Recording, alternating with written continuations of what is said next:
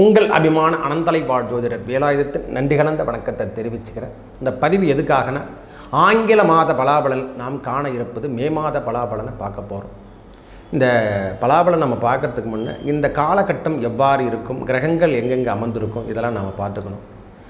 காலபுருஷ தத்துவத்தின் முதலிடத்தில் சூரிய பகவானும் புதன் பகவானும் கூடியிருக்கிறாங்க. இரண்டாம் இடம் என்று சொல்லக்கூடிய இடம், அதாவது காலபுருஷர் 2 என்று சொல்லக்கூடிய ரிஷபத்தில் சுக்கிர பகவான் ஆட்சி பெறுவதும், மூன்றாம் இடத்துல குரு பகவான், அதாவது மிதுனத்தில் குரு பகவான், 6ஆம் இடம் 5ஆம் இடம் என்று சொல்லக்கூடிய சூரியன் வீட்டில், அதாவது சிம்மராசியில் கேது பகவானும், ராகு பகவான் முக்கியமாக சந்திரன் என்று சொல்லக்கூடிய அமைப்பு முக்கியமாக துளாராசிலையும், அதே போல் நம்மளுக்கு இந்த ராகு பகவான் கும்பத்திலும் சனி செவ்வாய் சேர்க்கை பெறுவது என்று சொல்லக்கூடிய காலபுருஷ தத்துவத்துக்கு 12ஆம் இடம் மீனராசியிலே அமர்ந்திருக்காங்க. இதை வச்சு தான் வணக்கம். மிதுன ராசிக்கு இந்த மே மாதம் எவ்வாறு இருக்க போகுது, இந்த 1 தொடங்கி அப்படின்னு சொல்கிற மாதிரி 31ஆம் தேதி வரைக்கும் கிரகங்கள் அமர்ந்திருக்கும் இடம்லாம் நம்ம ஏற்கனவே பார்த்துட்டோம். ஆனால் ஜென்மத்திலே குரு பகவான் இருக்கின்றார். இந்த 11ஆம் இடத்துல சூரிய பகவான் உச்சமடைந்து போன மாதங்கள் வரைக்கும் அப்படியே சூழ்நிலையிலே ஓடிக்கொண்டே இருந்திருப்போம். இந்த பிரபஞ்சம் நம்மளுக்கு நிறைய விஷயங்களை கற்றுக் கொடுக்குன்னு சொன்னால் இந்த 3 மாதத்தில் நிறைய விஷயத்தை மிதுன ராசிக்காரங்க கற்றுருப்பாங்க. இது வரைக்கும் கிடைக்காத ஒரு பெனிஃபிட், ஒரு 6 மாத காலங்கள் இதுக்கு முன்னே நடந்த நிகழ்ச்சியை விட இந்த 6 மாத காலங்கள் நடந்த நிகழ்ச்சியை வேறு தான் மிதுன ராசிக்காரங்க கடந்து வந்த பாதை இப்போ தான் உணர்ந்துருப்பாங்க. ஜென்ம குரு என்னன்னு அப்போ தான் தெரிஞ்சிருக்கும். இது வரைக்கும் தெரிஞ்சிருக்காது. நிறைய நல்ல விஷயங்களும் கொடுத்துருக்கோம், நான் இல்லைன்னு சொல்ல. அதுக்கேற்றா போல் தடை சார்ந்த விஷயங்களும் காணப்படுகின்ற காலங்களிலிருந்து விடைபெறுகின்ற அமைப்பை இந்த மாதம் மே மாதம் கொடுக்கும். இந்த பொறுமையும் நிதானத்தையும் எப்பொழுதும் கடைபிடிக்க வேண்டிய ராசியில் முதன்மை ராசி இந்த காற்று ராசி என்று சொன்னால் அது மிகைப்படுத்த முடியாது. இந்த நேரத்தில் இதெல்லாம் ஏன் சொல்கிறேன்னா, இதுக்கு முன்னே சொல்லலை, இது இப்போ சொல்கிறதுக்கான காரணம் என்னென்னா, நம்மளுக்கு பகவானுடைய அமைப்பும் மாறப்போது. குரு பகவானுடைய இடப்பெயர்ச்சி நடக்குது. ஜென்மத்தில் குரு பகவான்லேருந்து இடம்பெயர்ந்து வெளியே செல்லுகின்ற காலங்களாக இப்போவே நிறைய பேருக்கு அதுக்கான தெளிவான பாதையை எடுத்து செல்லுகின்ற அமைப்புகளாக இப்போ அந்த ப்ரெஷர்லேருந்து வெளியே வந்துட்டுருப்பாங்க. சுறுசுறுப்பு, இந்த தேங்கப்பட்டிருந்தோம், ஐயா மணி 9-10 மணி வரைக்கும் தூங்கிட்டு இருக்கேன், எதுவுமே பண்ணுறதுக்கு எதையுமே ஊக்குவிச்சு செய்கிறதுக்கான அமைப்பெல்லாம் இல்லை. திருப்பி இப்போ ஆப்பர்ச்சுனிட்டி ஏதோ காலையிலே 4 மணிக்கு நான் எழுந்துக்கிற மாதிரி ஒரு பாக்கியம் எல்லாம் கிடைக்குதுன்னா இறைவன் கிரகத்தினுடைய காரகம் வேலை செய்ய ஆரம்பிச்சிச்சு. காரகம் பாவகம் என்று சொல்கிறான் போல் நம்ம காரகத்தின் அமைப்பு நாம் செயல்பட்டு வெளியே வராரு. அதுலேருந்தே இவங்களுக்கு ஆப்பர்ச்சுனிட்டியான காலங்கள் கிடைக்கும். ஒரு 15 தேதி வரைக்கும் பொறுமையை கடைபிடிங்க. வெளியூர் பயணங்கள் அதிகரிக்கக்கூடிய காலம். ஏன்னா சூரிய பகவானுடைய இடப்பெயர்ச்சி 12ஆம் இடத்துக்கு வரத்தால் சின்ன சின்ன உடல் உபாதைகள், அதேபோல் 16ஆம் தேதிக்கு அப்புறம் குரு இருக்கக்கூடிய இடத்துக்கு சுக்கிர பகவான் வர்றதால மனசுக்கு கொஞ்சம் தடுமாற்றத்தையும் கொடுக்கும். செலவீனங்கள் அதிகரிக்கக்கூடிய காலமாகவும் இருக்கும். வரவு சார்ந்த விஷயங்களும் அதிகரிக்கும். அதாவது வரவுக்கேற்றார் போல் செலவீனங்களும். 12ஆம் இடத்துல சூரியன் வந்தாலும் செலவு தான். அங்கே சுக்கிரன் இடம்பெயர்ந்து குருவோடு சம்பந்தப்படும் போதும் செலவுகளை விட வரவுகள் அதிகரிக்கக்கூடிய காலம். திடீர் ஜாக்பாட் அடிச்ச மாதிரி சில நல்ல விஷயங்களும் நடக்கும். அதேபோல் சரி சமம் என்று சொல்லக்கூடிய அமைப்பும் மிதுன ராசிகாரங்களுக்கு நடக்க போகுது.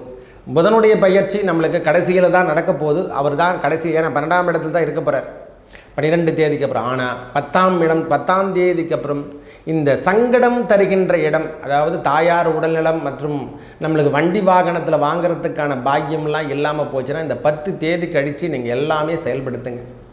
10ஆம் தேதிக்கு அப்புறம் செயல்படுத்துங்க. உங்கள் வண்டி வாகனங்களை வாங்கிறதுக்கான பாக்கியம், வண்டி வாகனத்தில் ஏற்பட்டு வந்த தடை விலகுகின்ற காலம் எல்லாமே ஏற்பட போகுது.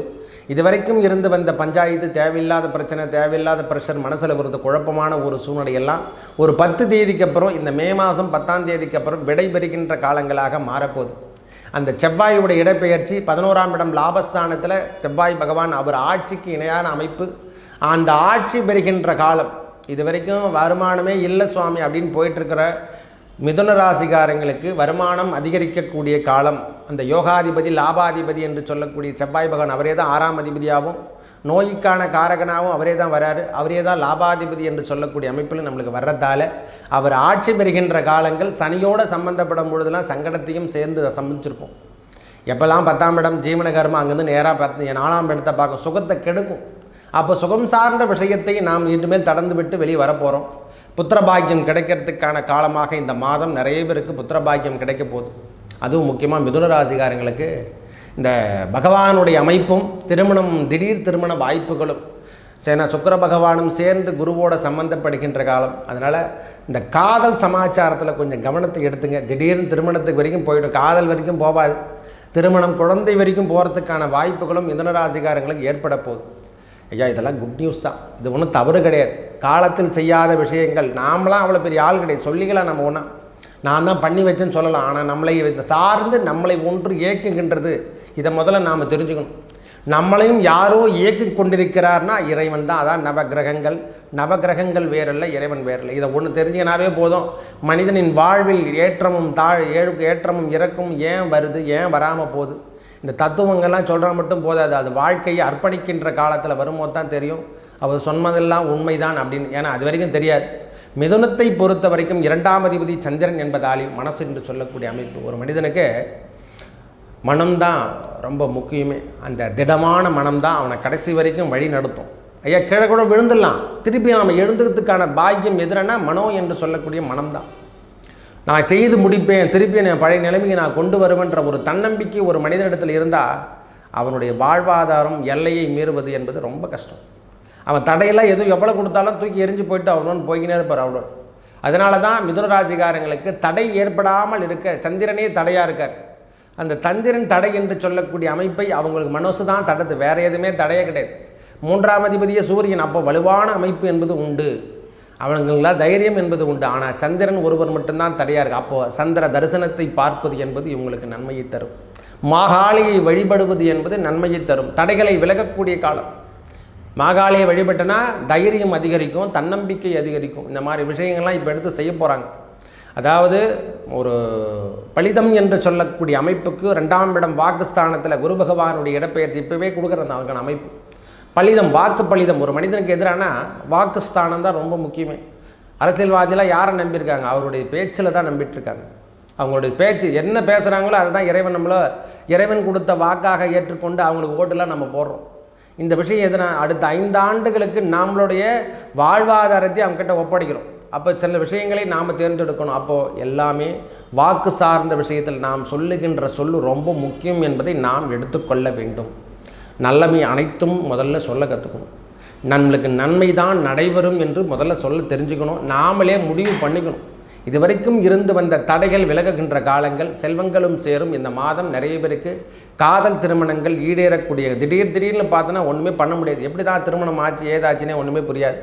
இந்த மாதிரி விஷயங்கள் நடக்கிறதும் 16 தேதிக்கப்படும் இடப்பெயர்ச்சி சார்ந்த விஷயங்கள், மாற்று மொழி என்று சொல்லக்கூடிய இடத்துக்கு நாம் செல்லுகின்ற காலம். நாம் பேசுகின்ற தமிழோ அல்லது வேறு மொழியோ எதுவாக இருந்தாலும் அங்கு சென்று நம்மளுடைய வாழ்வாதாரம்லாம் மாறுகின்ற காலம். நிறைய பேருக்கு நன்மையும் நடைபெறுகின்ற காலம் எல்லாம் மிதுன ராசிக்காரங்களுக்கு ஏற்பட போகுது.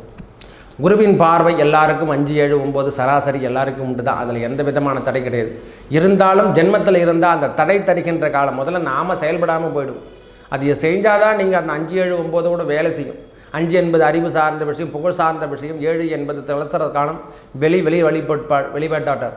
இந்த வெளிவட்டாரத்துக்கெல்லாம் நாம் எவ்வளோ நல்லா உழைச்சாதான் அங்கே முன்னுக்கு கொண்டு வர முடியும். 6ஆம் இடம் உழைப்பு தருகின்ற இடம், பகை பெறுகின்ற இடம்.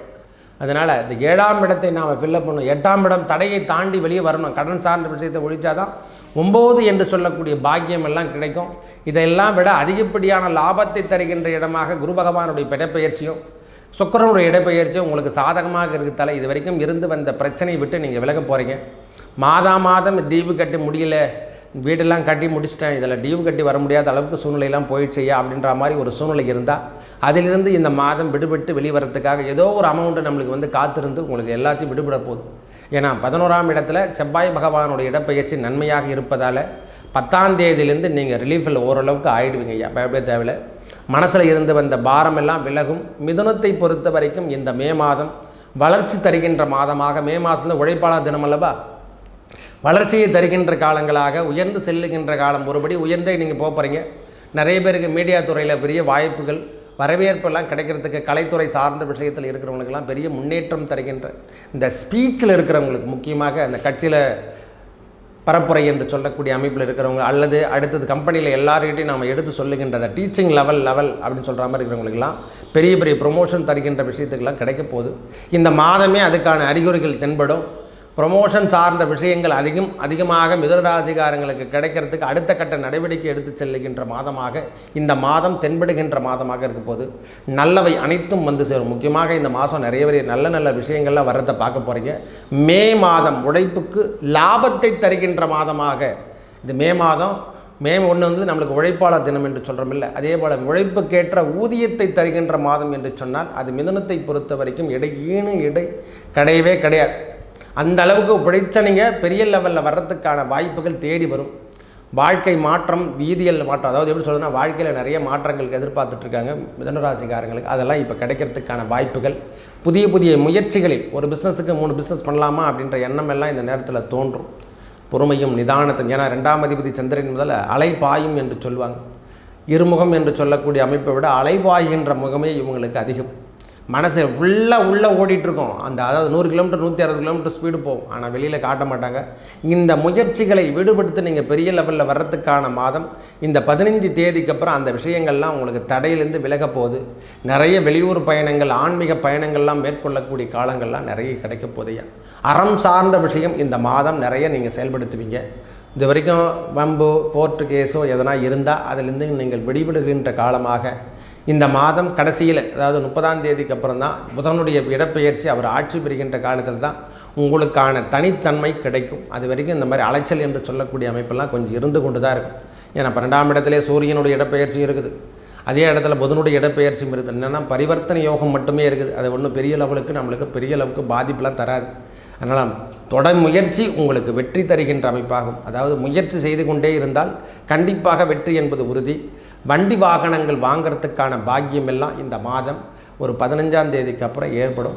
நிறைய விஷயங்கள் இது வரைக்கும் வண்டி வாகனம் வாங்க முடியல அப்படின்னு சொன்னவங்களுக்கெல்லாம் இந்த மாதம் 15ஆம் தேதிக்கு அப்புறம் இந்த சூரியனுடைய இடப்பெயர்ச்சிக்கு அப்புறம் விரயமாக இருந்தாலும் இது நன்மை தருகின்ற விரயமாக மாற்றுகின்ற காலம்.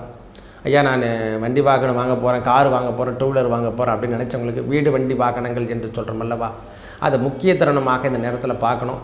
அதை இப்போ வாங்கிறதுக்கான காலம் வருகின்ற 10ஆம் தேதி அல்லது 15ஆம் தேதிக்கு அப்புறம் ஓரளவுக்கு நல்ல மாற்றத்தை கொடுத்து உங்களுக்கான வண்டி வாகனங்கள் சேர்க்கின்ற காலமாக மாறப்போகுது. நிறைய பேர் லோனுக்காக எதிர்பார்த்துருந்தால் அதெல்லாம் இந்த மாதம் கண்டிப்பாக கிடைக்கும். கவலை கொள்ள தேவையில்லை. லோனுக்கு எதிர்பார்த்துக்கின்றவங்களுக்கு கன்ஃபார்மாக ஒரு பிஸ்னஸ் பண்ண போகிறேன், எனக்கு கேட்டால் கிடைக்குமா அப்படின்னு நினைக்கிறவங்களுக்கெல்லாம் திடீர் ஜாக்பாட் அடித்த மாதிரி நல்ல விஷயங்கள் நடக்கிறதுக்கான வாய்ப்புகள் தேடி வரும். நல்லவை அனைத்தும் வந்து சேரும். நல்லதே நடக்கும். நன்றி, வணக்கம்.